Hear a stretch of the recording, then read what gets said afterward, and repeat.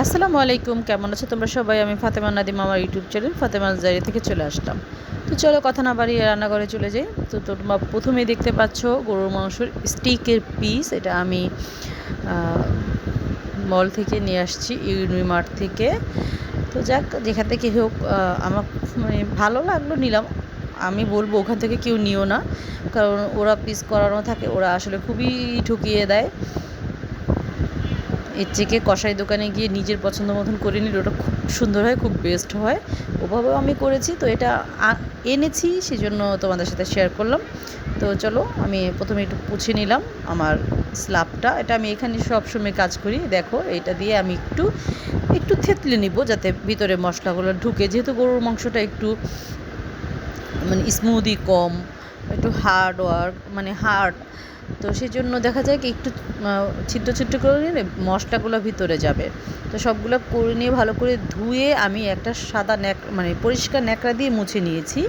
নেওয়ার পরে আমি একটু লবণ দিয়েছি, আদা রসুন দিয়েছি, আর বেশি পরিমাণে 2 টেবিল চামচের মতো আমি কালো গোলমরিচটা দিয়েছি। আর একটা লেবু দিয়েছি, আর কিছু টমেটো পিউরি দিয়ে দিচ্ছি বা টমেটো সস দিয়ে দিচ্ছি। এটা টমেটোটা যাতে মানে ব্যালেন্স হয়, সেটার জন্য আমি একেবারে অল্প, তোমরা দেখেছো আমি অল্প একটু চিনি দিয়েছি। তো এটাকে আমি একটু ভালো করে মেখে নিচ্ছি। মেখে নেওয়ার পরে এটা 2 থেকে 3 ঘন্টা রেস্টে থাকলে এটা খুবই ভালো হয়। তো আমি এটাকে রেস্টে দিয়ে দিব। আমার পুরো ভিডিওটার সাথে থাকো। আমি একটু ভুলে গিয়েছিলাম, এখানে মানে একটু সয়া সস দেওয়া দরকার, সয়া সসটা দেওয়া হয়নি, তো সয়া সসটা দিয়ে আবার ঢেকে দিলাম। আমি এটা 2 ঘন্টার জন্য রেখে দিয়েছি। 2 ঘন্টা পরে আমি এখানে বাটারটা একটু গলিয়ে নিয়েছি, নিয়ে আমি এখানে বাটার দিয়ে দিয়েছি। বাটার দিয়ে দিলে খুব বেশি মজা লাগে। তোমাদের হাতের কাছে যদি বাটারটা না থাকে, তোমরা তেল দিতে পারো, সাথে একটু ঘি দিয়ে দিতে পারো। গ্রানটা ভালো আসবে, সুগ্রান আসবে, একটা ভালো একটা অ্যারোমা ছড়াবে। তো আমার ভিডিওটা তোমাদের কাছে কেমন লেগেছে জানিও। ভিডিওটা ভালো লাগলে একটা লাইক, কমেন্ট, শেয়ার করে দিও।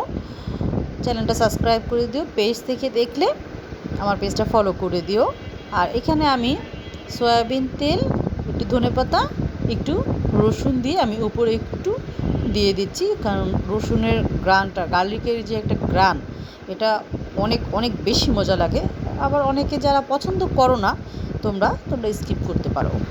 তো আমার কাছে মজা লাগে এবং আমার সাহেবও খুব পছন্দ করে খায়, তো আমি একটু দিলাম। তো দেখো, এক ফাঁকে আমি আবার একটু উল্টো পাল্টেও দিলাম। তো আমি বলবো তোমরা একবার খেয়ে দেখো, আশা করি মজা লাগবে। তো আমার সবচেয়ে দুঃখজনক কথা হচ্ছে, আমি এই ফ্রাই প্যানটা কিনে আমার জীবনে এত ঠকা আমি কোনো কিছু কিনে এতটা ঠকিনি। এই ফ্রাই প্যানে আমি যতটা ঠিক ঠকেছি। যাই হোক, আমি কেটে দেখাচ্ছি। দেখো, আমার কিন্তু খুব একটা প্রেশার দিতে হচ্ছে না, কত সুন্দর সিদ্ধ হয়ে গেছে। তোমাদেরকে আমি কেটে দেখাচ্ছি ভিতরের ইটা, আমি সামনে থেকে দেখাচ্ছি। দেখো কেমন জুসি জুসি, তোমাদেরকে দেখাই, দাঁড়াও। দেখো, একটু জুসি জুসি তেল তেল ভাব। আর বাহিরের দেশেরগুলো যখন কাটে, তোমরা দেখো একটু রক্ত রক্ত লাগে, কেমন ভাব, কারণ রক্ত খাওয়া কিন্তু হারাম, তাই না? তো এইখানে আমি আরেকটা ফ্রাই প্যান বা তাওয়া বসায় নিলাম। এখানে আমি হাতের কাছে থাকা কিছু সবজি দিয়ে একটু সালাতের মতো করব। তো আমি খুব চুকো চুকো করে একটু গাজরটা কেটে নিয়েছি। এটা তো আমি বাটার দিয়েছি, বাটারটা আমি গলিয়ে নিয়েছি, তো সেজন্য। আর এখানে বাটারের পাশাপাশি ওই যে তোমার রসুন, তেল, আর যে ধনে পাতাটা ছিল সেই তেলটা দিয়ে দিলাম। তো এটা একটু ভাজা ভাজা হবে, একটু লবণ দিয়ে দিলাম, দিয়ে একটু হালকা মানে সালাদ তৈরি করে নিলাম। তো ফ্রিজে আমার সবুজ এবং লাল ক্যাপসিকাম ছিল, সেটা দিয়ে দিলাম, আর কিছু ব্রোকলি দিয়ে দিলাম। দিয়ে এটা মানে গাজরটা সিদ্ধ হলে আমি নামাই ফেলবো। গাজরটা সিদ্ধ হতে হতে ওই ক্যাপসিকাম আর ব্রোকলি সিদ্ধ হতে 2 মিনিটের বেশি লাগে না।